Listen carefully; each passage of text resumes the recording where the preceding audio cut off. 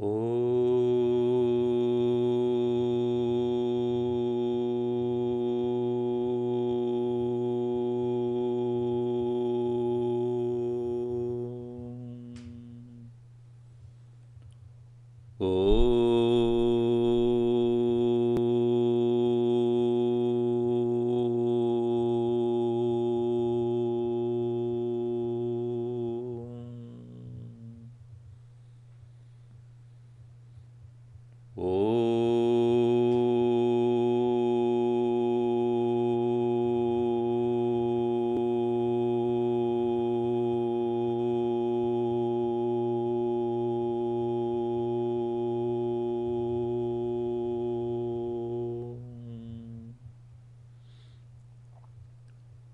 Om Sahana Vavatu Sahano Bhunaktu Sahaviryam Karavavahai Tejasvinavadhitamastu ma vidvishavahai.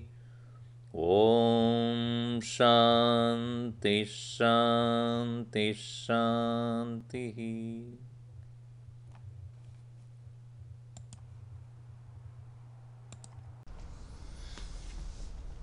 Hari Om.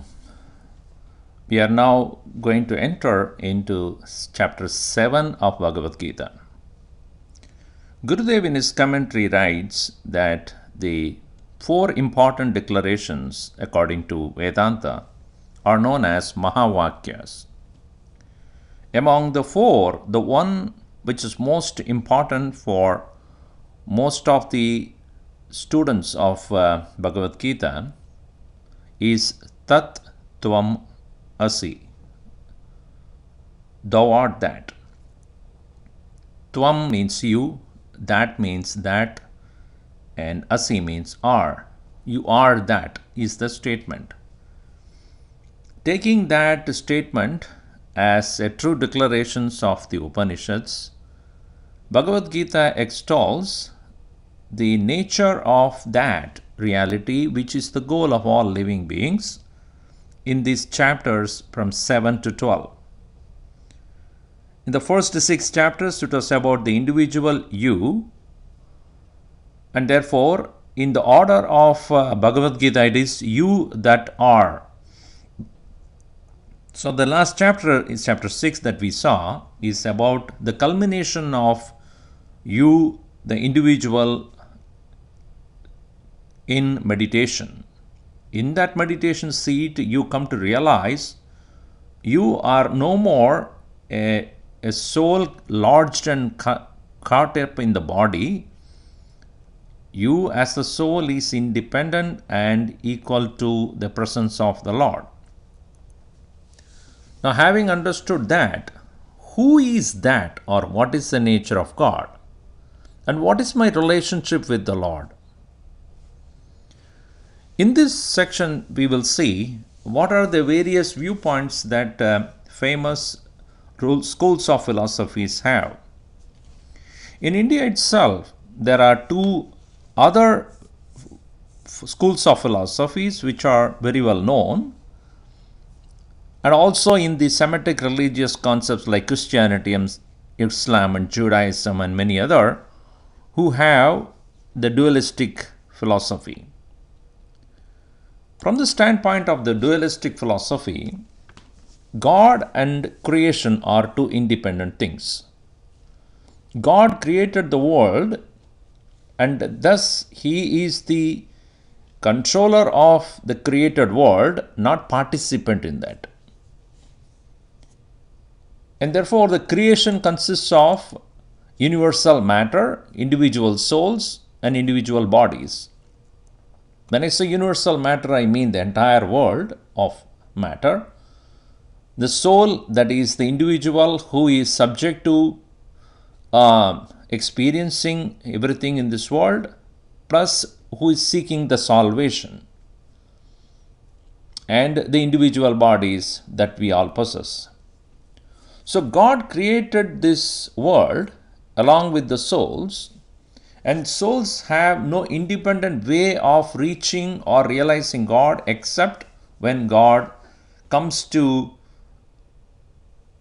give salvation to those people who worshipped him and damn others to hell for those who have done sin.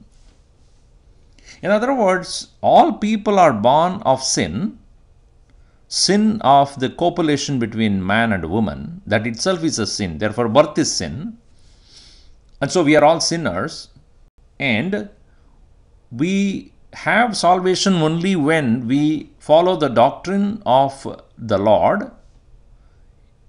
And he, at the day of judgment, will come down to see who has lived a noble life of worship and did not commit sin, and they will be taken to his abode called heaven or paradise, and others will be damned to hell forever. This is the concept in essence of the dualistic philosophical school. Now in India also there are many people who believe in this dualistic philosophy, and there is another one which is very peculiar to the Indian school of thinking. It's known as qualified monism. In this qualified monism, otherwise known as Visishta Advaita, in this, God is a composite of the Ishvara, universal matter, and the individuality. Jeeva is called. And this Jeeva is who you and I, we have both sentiency and matter put together. So we as a Jeeva is part of God. An essence of a spark of God's presence in us, and because we are still associated with the matter,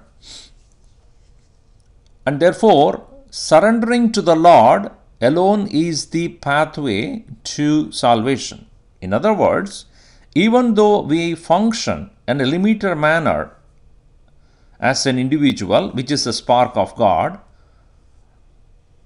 but we do not realize the essence of God unless graced by the Lord. In essence, that we surrender to him, and out of his grace we will realize the truth of God. Still, the individuality as a spark remains. It can never be complete merging of the Lord to the Lord. So this is why it's called qualified monism. There is certain amount of oneness is there because that is called Advaita, but qualified because we as individual can never be completely merging with the Supreme. So this is the idea of qualified monism. So in essence, the two major philosophical systems are dualistic, completely God is different from the creation, and qualified monism, where a part of the Lord is the essence in us, because we are lodged within the matter. Now, if we take further the other schools of philosophy into account, I would put it in this way for you to understand it a little easier. There are four philosophies I have taken for discussion before we enter into the chapter 7. So Advaita philosophy, let us consider that each one of us are locked inside a room for the sake of this discussion. We are all locked, each one of us are locked into individual rooms, and let us say we are locked and the lock is inside and the key is also with us. But we do not know that we have the key. So what will be the solution for that? We have to look for the key. But we don't even know that the key is with us. So therefore we keep suffering until we find the key.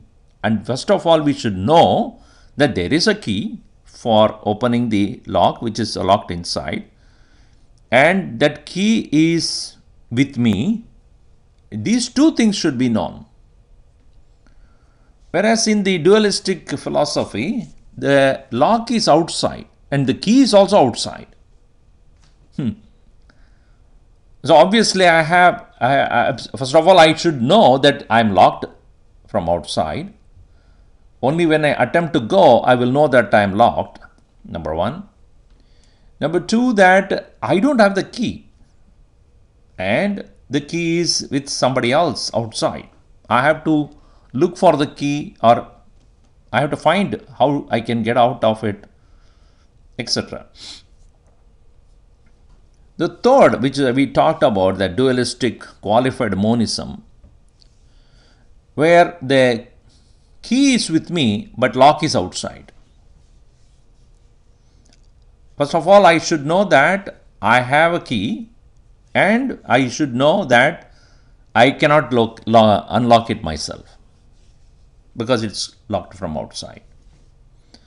In the case of atheistic, those who do not believe in God or salvation, they are locked from outside and the key is lost. It's not there with them. So in this scenario, let me give you another factor that plays a crucial role, and that is the window. So when I am locked inside and I have the key with me, who will tell me that I have the key? So the window to this, there is a window through which the Guru teaches me that, hey, you are locked inside, and do you know that you have the key with yourself? So when I discover the key that is already with me, I come to open it myself and be free. So the Guru's role is not to free me, but to show me how to free myself. This is an important thing to understand. Guru is playing the role of being a guide. And he doesn't take any credit for that, because he is not the one who is freeing you. He is only showing you that you can come out anytime you want because the key is with you. You only forgot that you have the key. So the window to realization is the Guru, but Guru's role is only to guide me to free myself. In the Christianity or Islam or any dualistic philosophy, since the bondage is outside, the lock is outside, and the solution is also outside, I can only do is to open the window and shout, "Oh, please save me, I am stuck, I want to come out, I cannot come out, do something." And this shouting is given to me by the doctrine, whatever be the scripture that is telling me that I can come out, provided God comes and rescues me. So I have to keep shouting, keep asking, keep begging. And according to the will of God, I will be unlocked from outside. In the dualistic monism, as we have seen, dualistic monism, Visishta Advaita, I am locked and a lock is inside. The key is inside, the lock is outside. Now I cannot do anything about it. How can I use the key to get myself unlocked from outside? So therefore, I have to surrender the key. And the Lord who is out there, when I appeal to Him, surrender to Him, He takes the key and unlocks me from outside. This is called surrender. That's the method used in the dualistic monism. In the case of atheists, the key is lost, as I told you. It's locked outside. And the interesting thing is, he's not looking for any freedom. I am fine with this physical body, which what I am doing. I eat, make merry and enjoy my life. There is no need for my freedom. Freedom is only whatever freedom that I can give it to my senses. The senses have sense appetites, eat, drink, and all sort of pleasures that I do, and that's all. And then at the end of it, I die. That's it. The window, I don't even need. Windows are closed. There's nobody outside. There's nothing called outside. This is all the world is. This is all everything is. This is the view of the atheist. Now, it is interesting if you analyze that in the case of Christianity, Islam, Judaism, and all dualistic, including the certain schools of philosophy in Hinduism as well, all the dualistic perception is where they pretty much depend upon the doctrine, whether it is the Vedas or some other Puranic textbooks, or Bible or Quran, whatever be the text that is given to them, and they hold on to it, and through that they continue to worship the Lord, waiting for the day when the Lord will come and open it. Whereas in the dualistic monism, where again the begging or seeking for the help of the Lord is there, but the Lord picks up the key within you and tells that there is a spark of me in you. Through that spark of me in you, you come out. Atheism is, there is no looking for God anyway, there is no looking for freedom anyway. But now our focus should be on the Advaita Vedanta. We are studying Bhagavad-Gita, where the Vedanta is what is mainly taught, and what it says to us is that you are essentially the God's presence only. And you are free. You have forgotten that you are free, and you feel that you have been locked. And so the Guru's role is to give that knowledge. And that knowledge, when it is owned by you, and you start opening the lock from within, that is called wisdom. So therefore, this particular chapter is known as Jnana Vijnana Yoga, meaning knowledge and wisdom. And Krishna says, I'll give you both. I'll give you the knowledge of how to discover the key in you, and Vijnanam, how to use it to come out. That's the reason why this particular chapter is going to be very interesting to understand, because he's going to show, Lord Krishna is going to show how to discover this within us and how to use it as well. First of all, Krishna, in his beginning part of this chapter, he says, first of all, know me. Trying to understand who I am. If you don't understand who I am, then there will be no reason for you to reach me. If I do not even know what the goal is, where is the attempt for me to reach anywhere? So knowing me is a very important part. That's why he said, in that thou art. The thou, that means that which is what is the goal of the individual's journey. So journey of the soul actually can begin only when he knows where exactly he is heading. If he does not even have a goal, walking is a waste. Where are you going? Which directions you are going? Which direction you are heading? So therefore he says, knowing me, you need nothing more to know. After knowing me, you need nothing more to know. Meaning, you have to recognize that the human goal, final goal, is to reach the Lord. As I have given the example of a river flowing towards the ocean, having reached the ocean, is there any further movement of the river? Is there any more flowing necessary? Is there any journey for the river? No, the end of the journey, the end of travel, the end of seeking is in merging with the ocean. So therefore, even as a soul, you and I are, we are on the journey. But our journey will be expedited when we know that we are going towards the Lord, and the march towards Him should be faster than any other living being in the world, in the universe. Because we as human beings alone are capable of letting go of our habits and tendencies and preoccupations and move ahead, consciously leaving aside everything. But whereas other animals and other living beings cannot do that because of the overwhelming pressure of their tendencies, habitual tendencies, and dull nature of the intellect.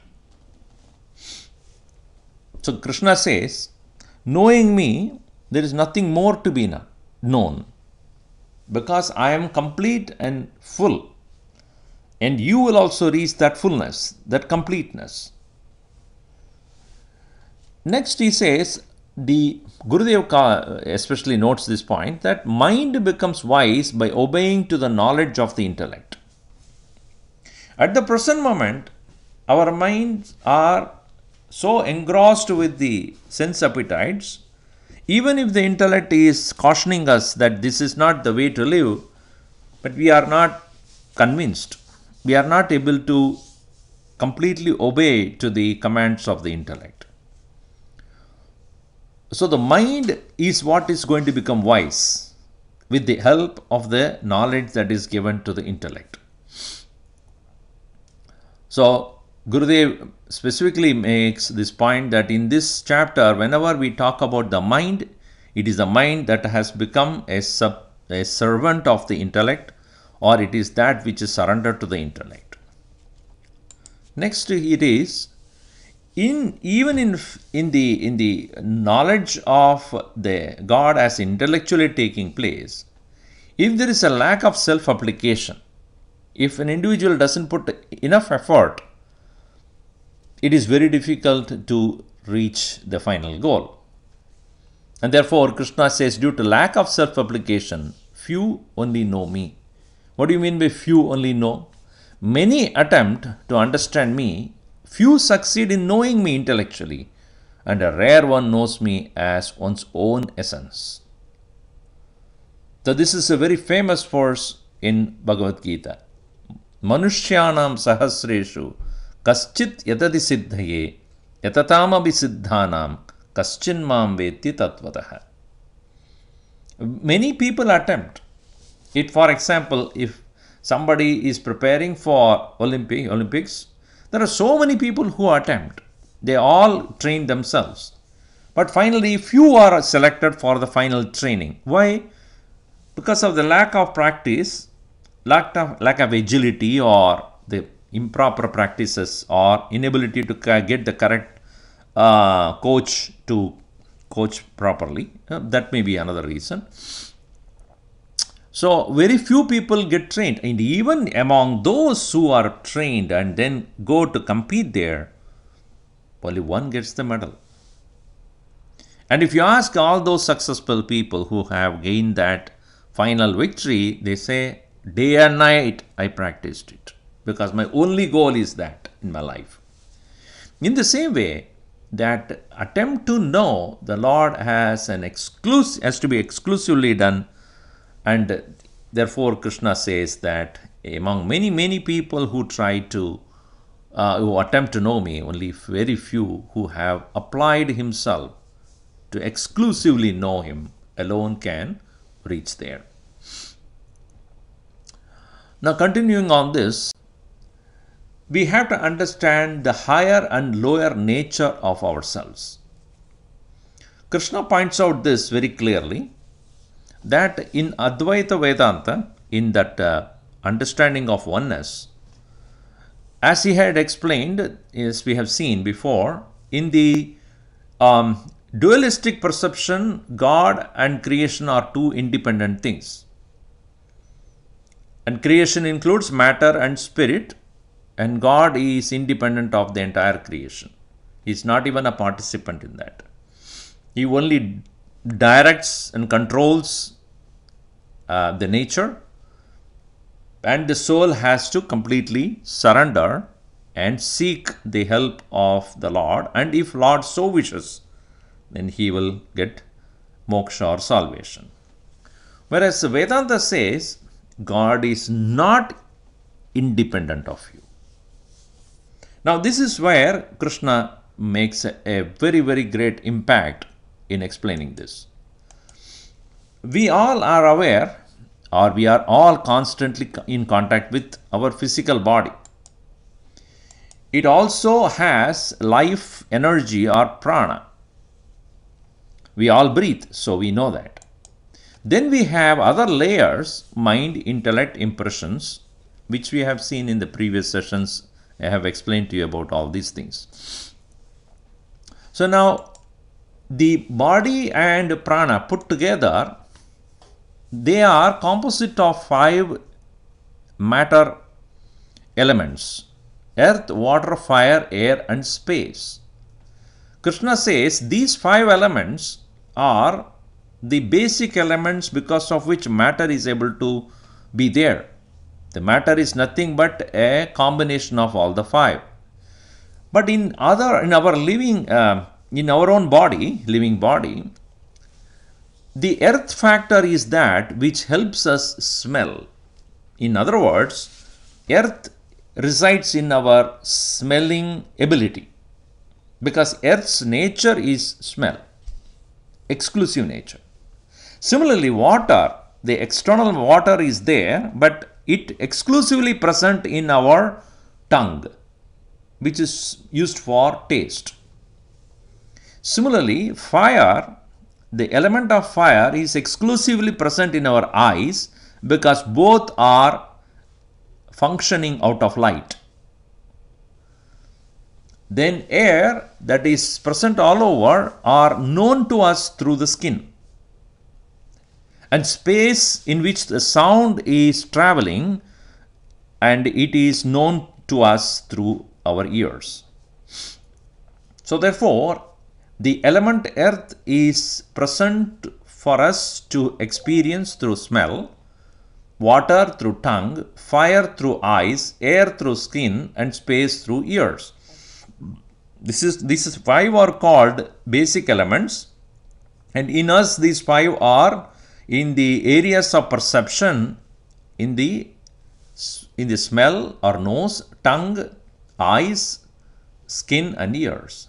Now, the same 5 elements are there in our karma indriya or organs of action as well. So the earth is in excretion, because it is a gross matter, goes back to gross matter. Water essentially is seen in urine, and fire element is in the speech.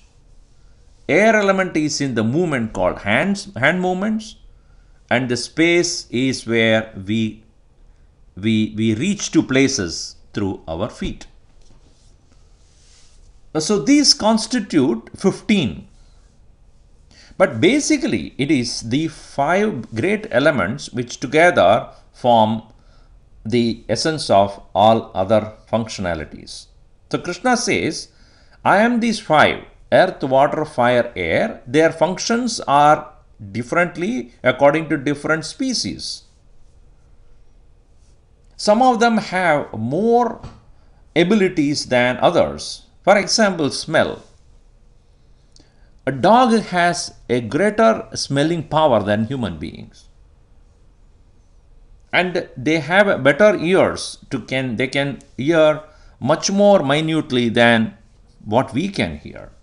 Their sensitivity is high. So anyway, so the 5 elements are the basic elements, and according to the bodies of the species, the expressions also will differ. So basically, the 5 elements are the nature of the matter. These are called the lower nature, which also includes mind, intellect and impressions. These form put together 5 plus 3. Body, which has 5 elements, plus mind, intellect and impressions. And these 5 plus 3, 8 of them are considered by Lord as the lower prakriti, lower form of the nature. All of us have got. And of some of the living beings, the mind, intellect, impressions aspects are much weaker, and the body and energy aspects are more. But as human beings, we have a fully developed mind, intellect, impressions, as well as a well-developed body and prana. So he has taken the human body as an example, and he gave these 8 as the important aspect of our lower nature. Now, this apart, we have in all of us the essence called the higher nature, which is God's presence itself. Presently, what we understand as life is none other than, according to Krishna, is His own presence in all of us. Now, one may ask this question, if the Lord Himself is present in ourselves as the spirit, the life, the consciousness in us, why is that we don't behave only as the God, only as the pure consciousness? So, for that, the answer to that question is because at the present moment, we have identified ourselves with our lower nature, and therefore we have forgotten the higher nature in ourselves. Coming back to our example of not knowing the key that is already there within us, and when we recognize only when that we are locked in, that and the lock is within, and the key cannot be outside. Just think about it. If you are locked inside, the key has to be where? Key has to be inside only. Unless you have opened the window and threw the key out. That's a different thing. But the key is within, and I do not know where it is. So therefore, the role of the Guru, as I have explained, is to tell us where we have lost the key. And then once we discover, this discovery is called Jnanam. Once we discover, and then the attempt to use that Jnanam, the key, to unlock ourselves from within and come out is called Vijnanam, wisdom. So here, the identifying nature of us, the mistaken identity, what we call it as me thinking myself as nothing but the matter and I have forgotten my God's essence. This is the nature of ego. So ego is an entity, apparently the cause of this confusion. What is the confusion? That I have forgotten myself and I took myself to be only the body, which is consisting of earth, water, fire, air, space, etc. And I consider myself as only my mind, which is filled with emotions and feelings. I consider myself as my intellectual opinions and intellectual conclusions, and also my deep-rooted impressions, which are expressing as my habits. So this wrong identification or wrongly knowing me as only the matter is the nature of ego. Ego's nature is identification. So therefore, here Krishna very clearly points out, identification with the matter is bondage, knowing that it is a mistaken identity is freedom. So it is not that he has to do anything about it. Krishna doesn't say, I need to give you freedom. No, I don't need to give you freedom. If you know that you have mistaken yourself to be the matter, and if you realize that the key is with you, I leave it to you to make a choice whether to live in the same condition of suffering due to your identification with the matter, or come out of it with using the key called knowledge and reach me. So reaching me means what? Knowing your higher nature, God's presence. So this is the reason why we find that Gita is, at one hand, it's a document. It's a doctrine like any other Bible or Quran or whatever. But at the same time, it doesn't dictate terms to you. It is only suggesting. It is only giving you a way of thinking.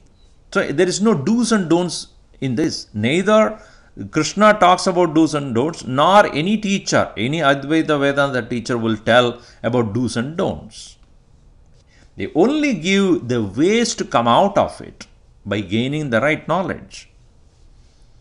And therefore, the need for intellectual sincerity, the alertness, the faithful, noble application of what is taught. That is the most important key in this path.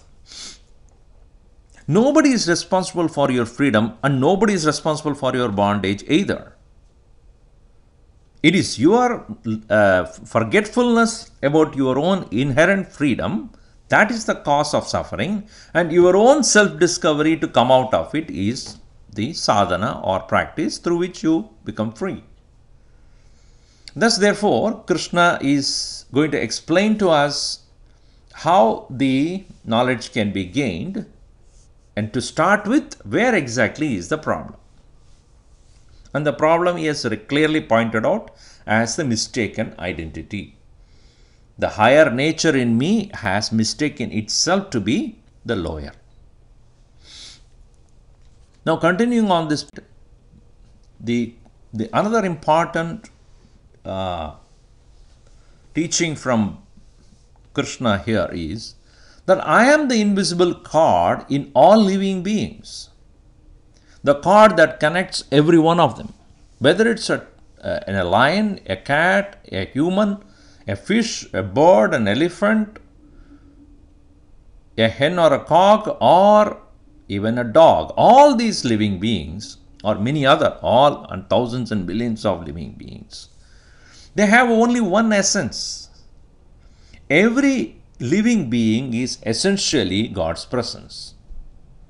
Each one of them are blessed by the same one, and all are interdependent. Think about it.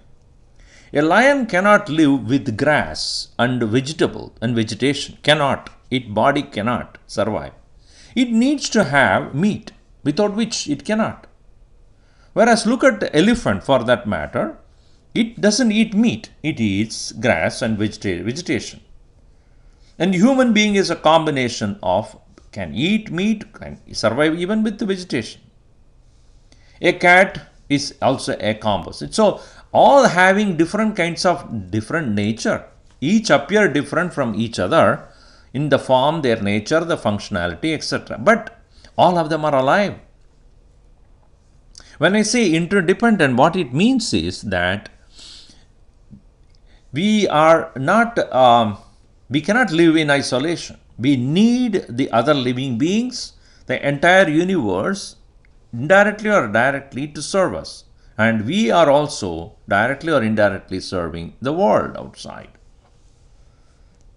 So each appear different from other only at the gross level, not at the subtlemost level. We are all one. And therefore he says, I am the common factor that connects all. That is one. The common factor that connects all is one single presence. So I am the invisible cord of oneness. So if you realize that every living being is none other than the presence of the Lord, that vision if you have, nobody is a stranger. Everybody is the same. They may appear different, even among living beings, among human beings. I may look different from you.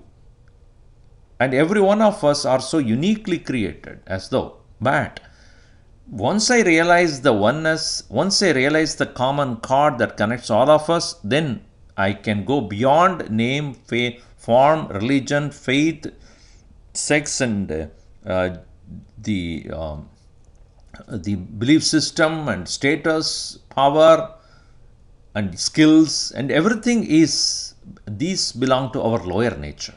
My higher nature is the same as your higher nature. We both are same at that level. This realization is what Advaita Vedanta teaches us. This gives us freedom in this world. When we work in this world, we become so free, and no more differences that we suffer. By seeing oneness in all, we will be able to live with all, live and let live. That is what Bhagavan Krishna teaches at this point.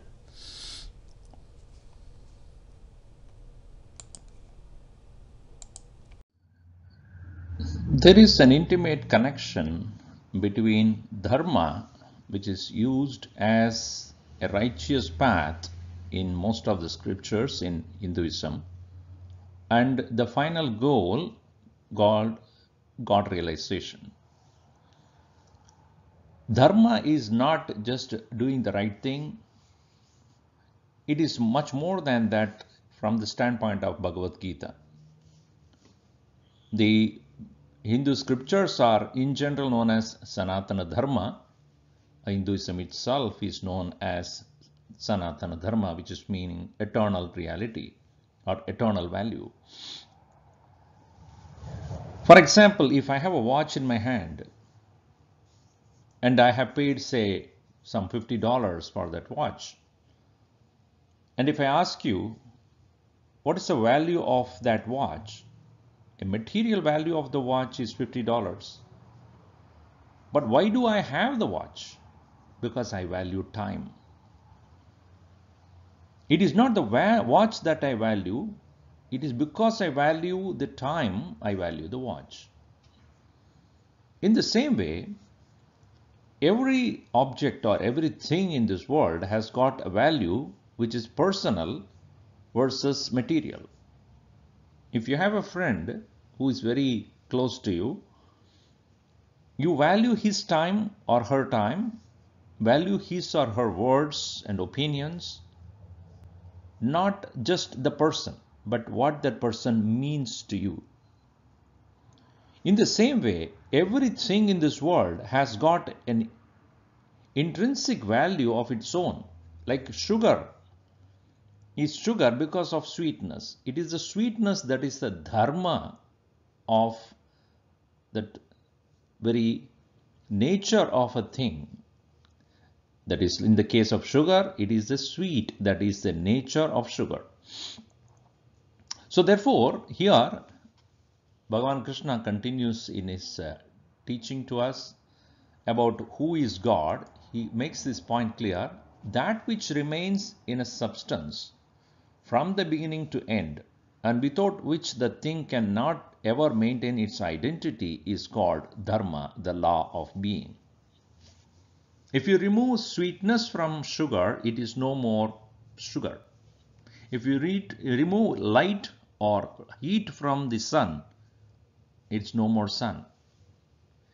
Therefore, that very thing which makes a thing what it is Dharma, and that is the presence of God. This is the connection between God and creation. Creation is not the material things that are names and forms, but the creation is the expression of Bhagavan or the Lord, God, who is inherent in each one of them as its own Dharma. So in the sun, the God is the light. In the moon, the God is the reflected light. In the sugar, the God is the sweet. Therefore, he says in this chapter very beautifully, I am the taste in the water, light in sun and moon, sound in space, smell of earth, brilliance in fire, life of all beings. So when we are in search of God, where are we going to search?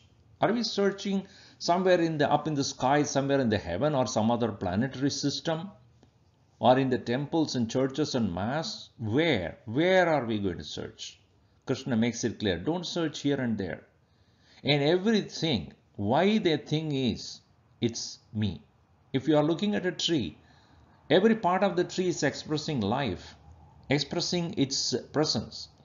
And therefore, every leaf that flutters, every flower that blossoms, every fruit that is brought out by the tree, the Lord's presence is there because the tree is alive. That the life in the tree is me. And that is a very, very significant teaching to us, because when we start accepting dharma of a thing, we have accepted God. When we start looking at the nature of everything, the law of every being, the law of existence, we have already recognized God's presence. That's the reason why great poets, they have made it clear that I do not want to go to here and there, to some temple or a worship place to see Him. I can see Him here and now, in me, in you, in everything that is there in this world. This whole world is vibrating with His presence. So when we have a preconceived notion, God must have a particular form, particular characteristics, and without those characteristics, those external form, God doesn't exist. This concept is very, very rudimentary, narrow, and very childish and gross. Most religions have this as the concept of God, and therefore they keep fighting, because one form is not another form. If I am worshipping Krishna and you are worshipping Shiva, obviously Krishna is not Shiva from my point of view, and from your point of view, Shiva is not Krishna. And therefore we keep fighting because we have a particular characteristics in our mind as God. But then here Krishna breaks all those rules and says, no, I do not have any particular form. I'm in every form, in everything, as the law of their own existence. So I am the taste in the water. So that means you take a cup of water and start drinking. The taste that you get, the sapidity, that is the presence of the Lord. When you are there outside basking in the sun, understand, Lord is touching you. When you hear a sound, Lord is reaching you through your ears. When you smell a beautiful flower or the earth, Lord is reaching you through the nose. When you see the beautiful fire burning, the heat, the Lord is reaching you with that heat. When you see another living being, a bird or an animal, an insect, a person, that very life that is expressed there is Lord. See? So, God is the very law of being. Continuing on this same point, he says, if you have thus accepted Dharma, Dharma being the law of existence, law of everything, because of which a thing is, and that is the way from where we have to start towards God. So He is not far away from us. As he said earlier, that even though intellectually you understand, but you don't self-apply it, and therefore it is hard for you to reach me. It is the change of perception, change of in vision, the way we look at things. When we start changing it, we have come closer to His presence. So also he says, any desire that doesn't contradict the law of being is the way to God. Every living being loves to be alive. And it is a dharma of every living being to be alive. And any kind of violence towards or against the existence of a thing is against the Lord. Any desire that does not contradict the law of being is the way to God. Whether it's a plant or a tree or any form of living being, they have the right to live as much as you have the right to live. And destruction in any form to any living being is going against the law of being, which means going against Dharma, which means going against God. Unless and otherwise, that very thing is a danger to the humanity, a danger to all living beings. See, for example, when Arjuna was asked to fight against the Kauravas, the intention of the Lord is not to actually destroy the Kauravas, but because Kauravas were against the Dharma of life, they were violent, they were killing everything. Therefore, Krishna says, to set right this balance correctly, I need to ask you, Arjuna, to eliminate them. And do understand one thing, you are only eliminating the bodies, nobody can eliminate life. Life is a continuous presence. Expression of life is in many bodies. So therefore, the dharma of a being cannot be destroyed, should not be destroyed. And any desire that it doesn't contradict dharma is the way to God.